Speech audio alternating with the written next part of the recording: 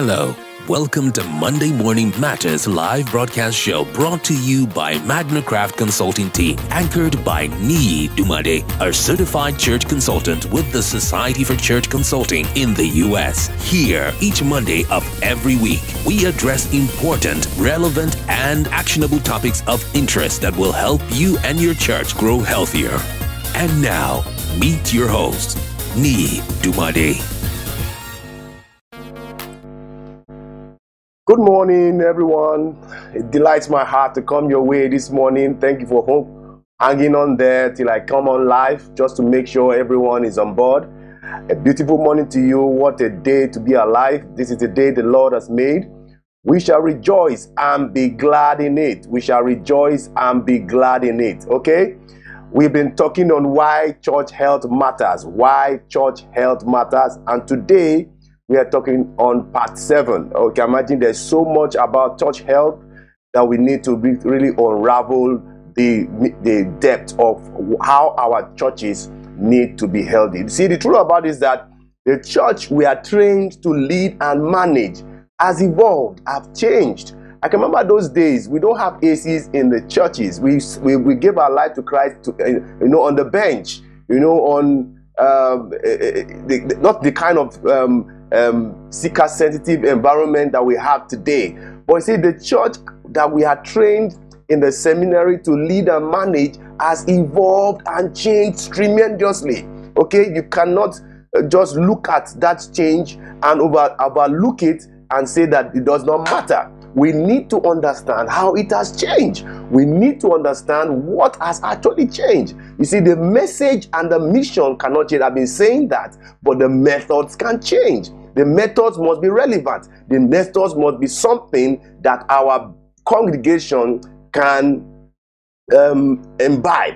So in the course of growth, there are a lot of things. What are the things today to look out so that we can be able to get the results tomorrow? If you don't monitor the trend today, you are going to repeat the trend. If you don't monitor a trend today, you're going to repeat the trend. And you will find out that time is wasted because there's no needed push to alter that pattern to get a new result. There's a book I would just recommend in passing. That is Leading Change. One of my mentors, Tom Rainer, has been mentioning that book, and I had to read that book because leadership is about change. Leadership is about bringing about change. If you don't bring change, then there'll be a lot of stagnation. If you don't bring about change that everybody wants, people will be frustrated about your leadership. And so today, our world requires much more changes like in the past. And the more you avoid these changes, the more you'll be irrelevant and be obsolete in the scheme of things. So we need to begin to track sheets and to monitor and evaluate these metrics. Last Monday, we talked on 2 metrics, okay? The attendance change and then okay, let me just show you the vital signs that we are, okay? Vital signs we did last Sunday. Okay, these are the 14 vital signs. I don't want to measure everything. There are about 14 of them. And then last Sunday, we talked on attendance change and guests to attendance. If you missed that broadcast, please go back to my Facebook page or YouTube page, and you're going to see quite a lot of information there. So I talked on attendance change. In as much as we are tracking attendance, we also need to track attendance change and see how we are growing year in, year out. The formula, of course, I mentioned that. And of course, I have a template that once you put all the data, we can calculate all these metrics for you in no time. Okay, and then today, we are going to be talking on baptism, conversion and baptism, and percentage of kids. Or young families, if you want to look at it that way. So today we're going to look at baptism, conversion, and percentage of kids in our churches. Okay? The truth about it is that the conversion is a very, very, very important metrics a church needs to celebrate. Because if heaven is celebrating that metrics, I feel so pained sometimes when I see converts coming out to give their life to Christ. Do you know what it is for someone to give their life to Christ in the 21st century, and you see somebody just looking as if nothing is happening? You are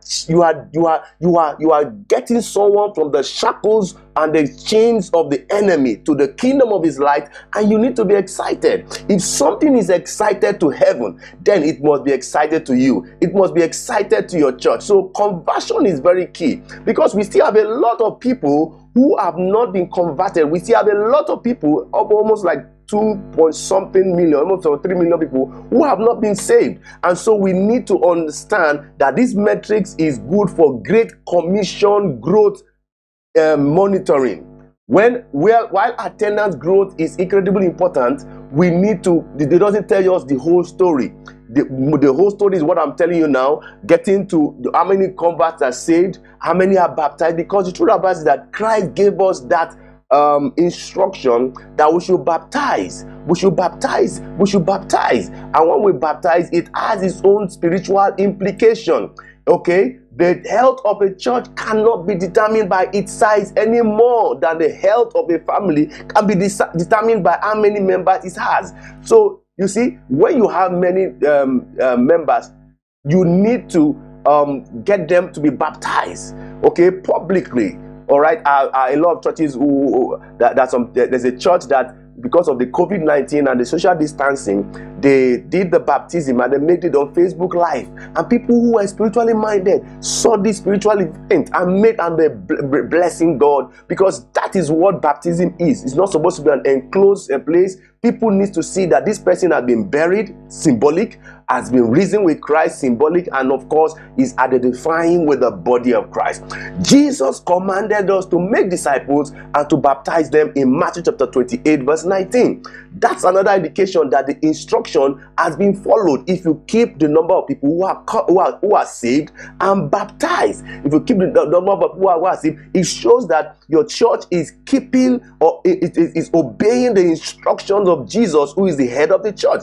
I've seen a lot of churches who don't obey the instructions of Jesus, and they feel that Jesus is happy with them. So to determine the degree to which your church is reaching non-believers, these are the metrics I'll be looking out for. How many people are saved? How many people are baptized in your church? I'll prepare to track this baptism rather than salvation, because these days a lot of people just commit to Jesus, but there's no really commitment, there's no total surrendering. But by the time someone gets to a deeper dimension of going to do the water baptism, it shows that that person's decision is actually having a deeper commitment than it is. So how do we calculate this formula? The previous 12 months baptism divided by the year-to-date average attendance. I think let me put that up again on the screen.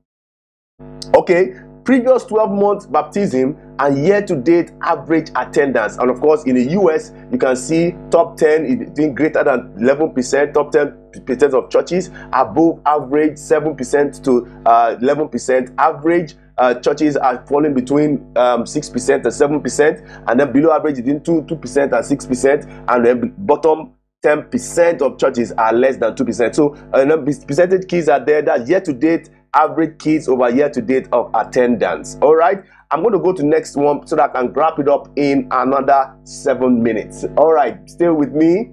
Okay, I just hope you understand the first one. That is as important as that: conversion and baptism. Okay, conversion and baptism, conversion and baptism. Okay, let's be part of the churches who are championing to obey the mandate and the instructions of Jesus. So with international change, we can lead from a heart for the lost, because this, you see, the kind of numbers I see from the conversion and baptism, it shows the heart of the church for the lost. It shows that it is quite possible to regain health in this area. Then the second one for today is young families, or percentage that are children, or percentage that are kids. Percentage that are kids. And I think I showed you the second side of that. That's year-to-date average children divided by year-to-date average attendance. Year-to-date average attendance. Okay, so not every church at this point in the past, okay, was filled with young, energetic and people pursuing a vision for the community. I've told you one of the basics you need to get is that when a church begins to look inwards, then it's becoming is on the path of unhealthiness. But when a church begins to look outward, okay, and then this metric is very important, because if a church starts up with young families, in another 15-20 years, it's like that those young families are becoming old. And this figure also tells me how safe and sane you are on succession planning, because there's a time that those who are strong today, that are the youth, become elderly. They have wisdom, but they don't longer have strength anymore, and there should be an opportunity for batons to be exchanged. Because the ones who are getting old in the church cannot run anymore because of strength. So, but as they grow older, many church leaders turn to pass the baton and found no one to take on. So we need to understand that we have the pool of young families that can take on the baton from our church. The more the young families, the better our church. And there's a percentage of those young families that we can celebrate and say we can have good people that we can throw the baton or turn the baton to them. You see, in my own church in Abuja, averagely when I was the church administrator, we had roughly 40 to 60 kids born a year. Now, if you have 50 kids born in a year, in 5 years, that's about 300. Now, if you carry those 300 kids in another 15 years, some of them are not joining the adult church today. If in another 15-20 years, that's a church. That's a church. 300 is a church. So we need to understand that we need to create that sustainable organization so that is reaching the community long after you are gone. Let's start thinking of succession planning. Let's start thinking of legacy. Let's start thinking of what happens in 40 years from today. What is the generational gap for us to bridge so that young families, because the truth about it is that if a church is filled up with only the aged, who is going to go on the street to evangelize? Who's going to bring out strength to carry out the mandate to go on into the community? Future focused leaders recognize these metrics and regularly evaluate their ability to reach young families. So, and you know, one of the things I say is a church that will be healthy must be able to reach the millennials, okay, generation X, Y, and Z. If your church cannot reach the younger ones, then you are going to fall very low on these metrics. We are going to fall very low on these metrics. And of course, if you rewind back, you can see the US comparisons of top 10%, above average, below average, and bottom 10%. Okay, so the best way to determine if you are building a church for the future is to calculate the percentage of weekend attendance that is comprised of children. All right, how many of those percentage of your attendance are children? Because the truth about it is that I can also say that a church who doesn't have a children ministry, an effective one for that matter, does not have a future. Because the children are just the future of your church. So how healthy these metrics here is an indication of the fact that you've got a future for your church. You've got a future for your church. You've got a future for your church. So that's the two metrics I've shared today. Okay, the first one I did last Sunday was attendance change. The second one I did last Monday was guest to attendance. Go back. I laid a good foundation. Today is part 7, and I'm talking on young families and conversion and baptism, percentage baptism and percentage that are kids in your church. Okay, percentage are kids. So please feel free to share this broadcast to your network, church leaders, workers. Help me to broadcast them to your leaders, to your loved ones, to pastors. Go on my Facebook page. All my social media handles are on the screen. You're going to get some good information. And if you don't get a good information, please private chat me. I love to talk to pastors. I love to be in their midst. I love to engage them in conversations, and then I love to help them. So reach out to me, and I'll be able to get out whatever you need from those conversations. All right. And please leave a comment for me on YouTube or Facebook or any of the social media handles, and I'll be glad to respond to you. I'm going to wrap it up here. Thank you for listening to me. My name is Niyi Dunmade. I'm the CEO and founder of Magnicraft Consulting, and I'm a certified church consultant with the Society for Church Consulting. So please feel free to hook up to me. Let us see how your church can navigate towards health despite the pandemic that we are facing in our world today.